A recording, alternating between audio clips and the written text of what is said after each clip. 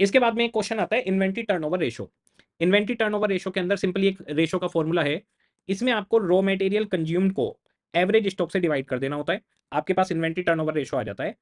और inventory turnover ratio अगर days में पूछा जाए तो 365 को इन्वेंट्री टर्नओवर रेशो से डिवाइड कर दीजिए, आपके पास डेज में आ जाएगा। तो रॉ मटेरियल कंज्यूम को एवरेज इन्वेंट्री से डिवाइड करेंगे तो इन्वेंट्री टर्नओवर रेशो, और 365 को अगर आप डिवाइड कर देंगे इन्वेंट्री टर्नओवर रेशो है तो आपके पास इन्वेंट्री होल्डिंग पीरियड डेज में आ जाएगा।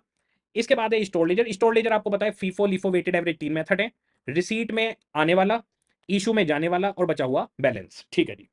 अब हमारे पास इनके छोटे छोटे से एक दो क्वेश्चन है, वो देखकर और वाइंडिंग अप की तरफ हम लोग जा रहे हैं। आप लोग बड़ी देर तक टिके रहे, बहुत बढ़िया कर रहे हैं। डेली ऐसे ही टिकना है, पूरा रिवीजन यहीं पे खत्म हो जाएगा। बीबीक्यू 11 देखिएगा, इन्वेंट्री टर्नओवर का क्वेश्चन है। क्वेश्चन कह रहे हैं टर्नओवर बता दो और ये बता दो दोनों में से दोनों आइटम के ऊपर कमेंट लिख दो। तो किस तरीके से क्वेश्चन किया जाता है?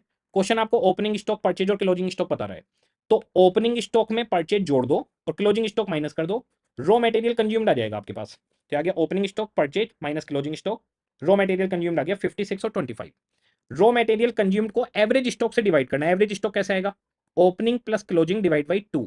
8000 हो गया इसका। Opening plus closing divide by 2, इसका हो गया 10,000। तो 8000 और 10,000 से डिवाइड करिए। इन्वेंट्री टर्नओवर रेशो आ गया 7 टाइम और 2.5 टाइम्स। ठीक है। डेज में अगर निकालें तो 365 को इन्वेंट्री टर्नओवर रेशो डिवाइड कर दीजिए, डेज में आ गया। क्वेश्चन आपसे कमेंट पूछता है तो आपको सिंपली बताना होता है कि कौन जल्दी मूव हो रहा है और कौन स्लो मूव हो रहा है। तो अगर हम ध्यान से देखें तो हमारे पास ये 52 डेज में टर्नओवर घूम रहा है, इसका 146 डेज में। तो ए फास्ट मूविंग मटेरियल है और बी स्लो मूविंग मटेरियल कहलाता है। तो ए का टर्नओवर हाई है, वो फास्ट मूविंग है। बस इतना कमेंट देना होता है। ओके। बीबीक्यू 12 एबीसी का क्वेश्चन है। इसमें सिंपली आपको 1 2 3 4 5 6 आइटम दे दिए, उनकी नंबर ऑफ यूनिट्स दे दी, उनकी एक यूनिट की कॉस्ट दे दी। हमारे को क्वेश्चन ने कहा कि अगर 15% से ज्यादा आपकी वैल्यू है सामान की तो ए कैटेगरी में जाएगा, अगर 6% या उससे कम वैल्यू है तो सी में जाएगा। तो 15% से ऊपर वाले सारे सामान ए में, 6% से कम वाले सी में और बीच वाले बी में रह जाएंगे। तो इसमें सिंपली सबसे पहले वो रैंक मांगता है, तो आपको ये 6 के 6 आइटम लिख लेने हैं, इनकी यूनिट्स लिख लेनी है और यूनिट को मल्टीप्लाई करेंगे यूनिट कॉस्ट है तो वैल्यू निकल आएगी। जैसे 25 यूनिट्स हैं 50 रुपए वाली तो 1250 हो गया। 300 यूनिट है 1 रुपए वाली तो 300 हो गया। तो हमारे पास 1250, 300, 4000, 600, 450, 900 ये वैल्यू आ गई। तो रॉ मटेरियल का नाम, यूनिट, यूनिट कॉस्ट, उसकी वैल्यू आ गई। अब इस वैल्यू की परसेंटेज निकाल दीजिए। ये परसेंटेज आ गई। तो ये 53% है, इसकी रैंक 1। ये 16% है, इसकी रैंक 2। ये 12% है, रैंक 3। ऐसे रैंक आ गई। अब आपको बताना है दूसरे लाइन पे एबीसी बताओ।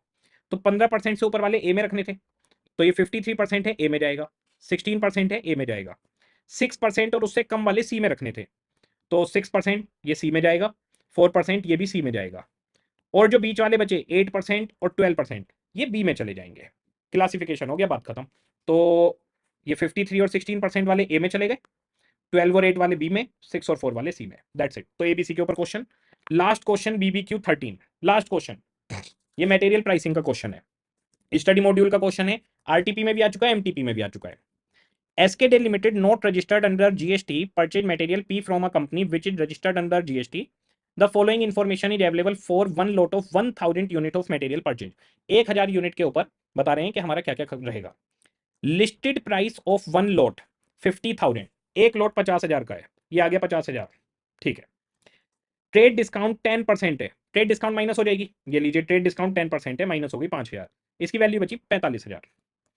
जीएसटी जिसका क्रेडिट अवेलेबल नहीं है 12% है, तो 45,000 रुपए आ गया डिस्काउंट माइनस करके। डिस्काउंट के बाद जो प्राइस आता है जीएसटी हमेशा उसी पे लगता है, तो जीएसटी आपके पास आ गया 6 और 6 12%।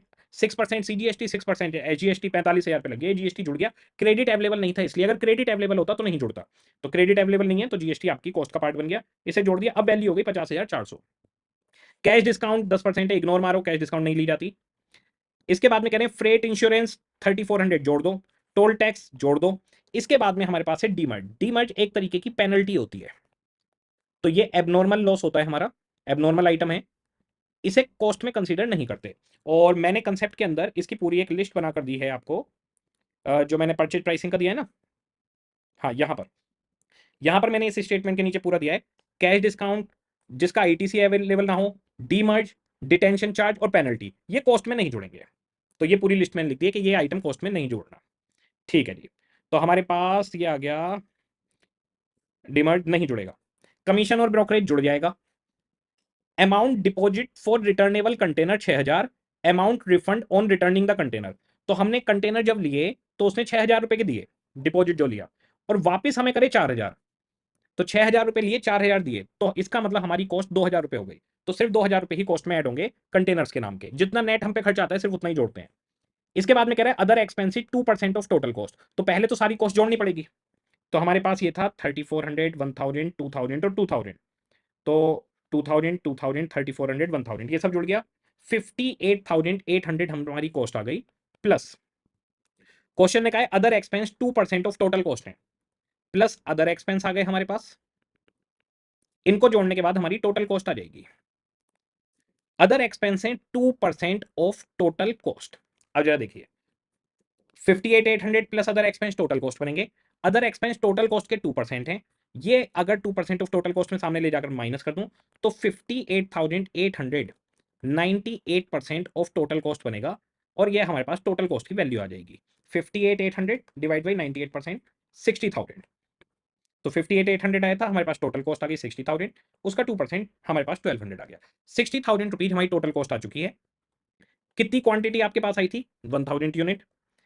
20% of material shortage is due to normal reason, तो नॉर्मल लॉस हो गया 20%, तो 1000 में से 200 यूनिट तो हमारी नॉर्मल लॉस हो गई, बची 800 यूनिट।